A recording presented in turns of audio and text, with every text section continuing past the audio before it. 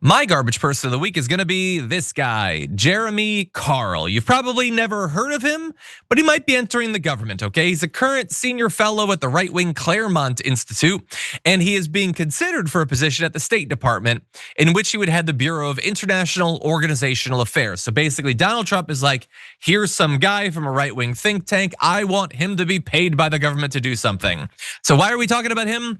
Well, he's been very busy over the years on social media. And in a time when Donald Trump is perpetuating this myth that the left is constantly threatening people and they're dangerous and oh man, they're just radicalizing people online.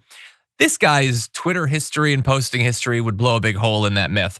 Because in one post, Carl called for the execution of Randi Weingarten, the head of the American Federation of Teachers, who I have interviewed on this show, saying, if the US were a serious nation, Weingarten would be tried for crimes against America's children and would get the death penalty.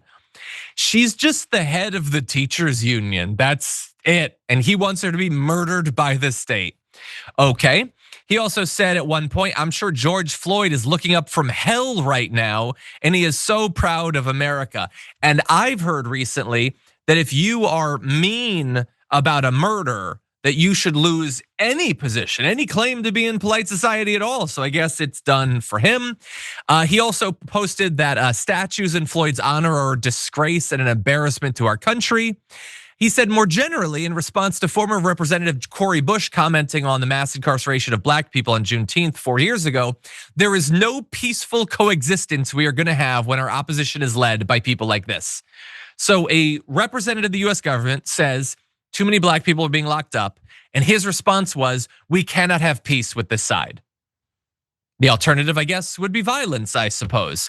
He also said, if you're a white person celebrating Juneteenth, you've already surrendered. So weird. Juneteenth is just a joyous occasion to represent the end of slavery, and he thinks it's surrender to something. And he clearly identifies not along political lines, but just racial lines. There's us, and then there's them. Don't surrender to them, he says. He also is, of course, a great advocate for the great replacement theory, saying it's real, and they're gonna try to make you pay for it. We must, who's they? Who's the they? I mean, I know online what people mean when they say they in the Great Replacement. It's Jewish rich people. Is that what he meant? I don't know. He's not specific there. He says we must utterly defeat the Great Replacement as a political strategy and permanently remove from power all who advance it. Again, the only people advancing that theory are Fox News hosts and chuckleheads online, but okay. He then says, I just can't understand why the underrepresentation of white Christians and the total absence of white Protestants in the Biden administration isn't a huge story. There weren't enough white Christians in the Biden administration. Biden was in the Biden administration. The literal president was a white Christian, and it's not enough. Again, constant victim for white Christians. He then goes on to say, in regards to January 6th, Donald Trump addressed a political rally and said, I know that everyone here will soon be marching over to the Capitol building to peacefully and patriotically make your voices heard. Pelosi attempted a military coup and must be prosecuted. So he doesn't have a problem with Trump sending the mob to sack the Capitol.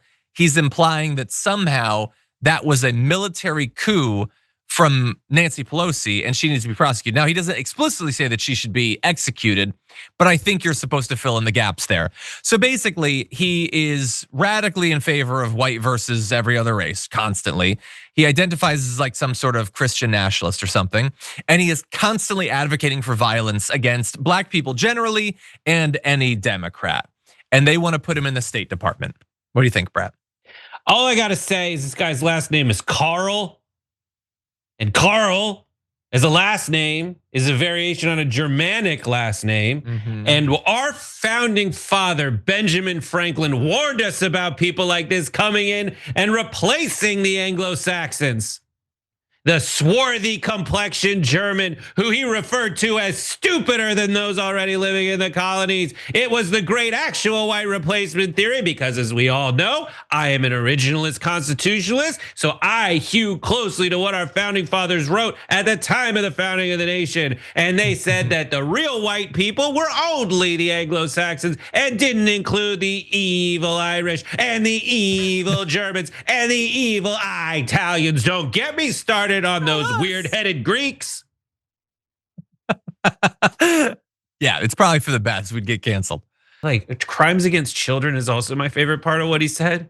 because like Ghislaine Maxwell's in a minimum security prison. She's at Club Fed. She's fine.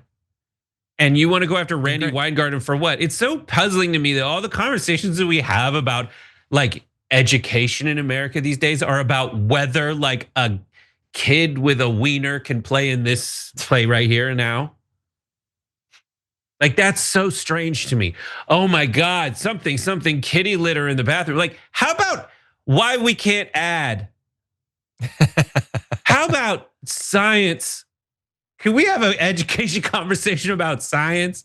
Like, as I said earlier in this segment, like I worked for someone who like vilified teachers unions, and it was so puzzling to me because yes, they and the argument is they were trying to attack teachers on all these weird ass things, saying like teachers suck money out of the system that should go to children. That's like insanity, because by the same token, they're advocating for charter schools, which are like private initiatives and ways to make money themselves and funnel money instead of to the teachers and the children, funnel money to the executive board member capitalists who are trying to suck money out of that system. Like all these arguments are patently insane as a way to either make money off kids instead of having it go to their education, or just like win some culture war to just kind of like distract people from the fact that is our children learning, and the fact that we're falling behind in so many other ways.